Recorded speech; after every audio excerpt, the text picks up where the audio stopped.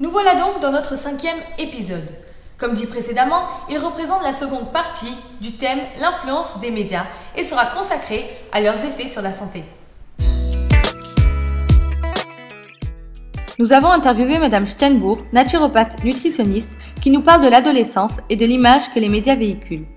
C'est un âge où on bascule en fait de l'enfance à l'âge adulte. Donc on a cassé ses repères et on doit se construire des nouveaux repères.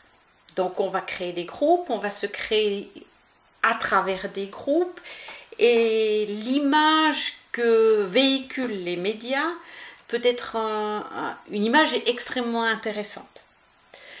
Parce qu'on va pouvoir s'identifier à la femme célèbre, parce que c'est beau, parce que c'est parfait, etc. Donc c'est à ce moment-là que les adolescents deviennent plus fragiles. Les adolescents sont donc très sensibles aux médias. Mais cela peut-il devenir un danger pour eux? Oui et non. Dire qu'ils sont dangereux dans le sens de l'image qu'ils véhiculent. Et les chiffres sont assez effarants. En 20 ans, les mannequins avaient, il y a 20 ans en arrière, à peu près 5 à 8% de poids en moins par rapport à une femme normale. Enfin, dite normale. On en arrive de l'ordre de 25 à 30% en dessous d'un poids normal. Donc, oui, dans cette image que ça véhicule, on peut plus atteindre cet idéal. Donc, on peut plus l'atteindre naturellement. Donc, effectivement, il y a cet impact de vouloir atteindre ça. L'image de la taille normale d'une femme est complètement faussée. La taille 32 s'est banalisée dans les rayons pour adultes, alors qu'elle correspond à la taille d'un enfant de 10-12 ans.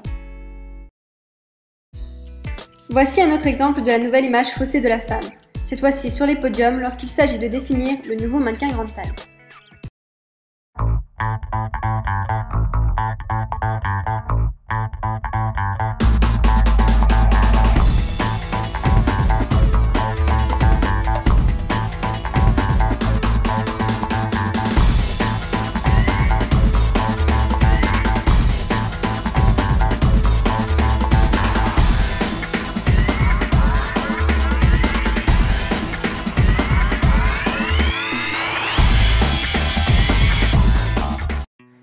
Nous l'avons compris, les médias influencent les adolescents et peuvent parfois devenir dangereux.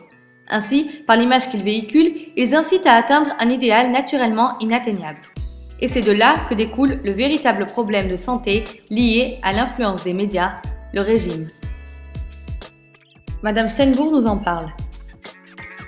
Les régimes en tant que tels sont déconseillés, mais à toute période de la vie, mais particulièrement à l'adolescence, parce qu'ils vont provoquer des carences qui, à un moment charnière où théoriquement on se construit. Et on construit pas juste les 5 prochaines années, on construit nos 50 ou 60 prochaines années. Donc la plupart des carences ne se verront pas immédiatement. Or, les troubles de mémoire, le manque de concentration, l'agressivité, etc. Mais c'est le futur qui est péjoré. C'est-à-dire qu'on va se retrouver à un moment donné avec des carences nutritionnelles qu'on aura construites à l'adolescence et qui sont irrécupérables. Donc, on va développer des troubles que théoriquement les personnes développent maintenant, 60, 70, 80 ans, on va les développer probablement avec 20 et 30 ans d'avance. Non seulement ça peut réduire la croissance, mais ça peut aller jusqu'à retarder ses règles ou même ne pas les déclencher. Parce qu'il faut... la nature est assez bien faite, il faut un certain poids pour pouvoir déclencher la puberté. En dessous de ce poids, l'organisme s'interdit de déclencher une puberté parce qu'il n'y a pas suffisamment de réserve. Et donc après, on peut dire que c'est limite un cercle vicieux parce qu'on commence un régime tôt, on change encore différemment que la norme, et dans ce cas-là, on a encore envie de changer différemment, etc. etc. Bien sûr. On essaie de s'adapter et on n'y arrive pas. C'est comme ça depuis le début.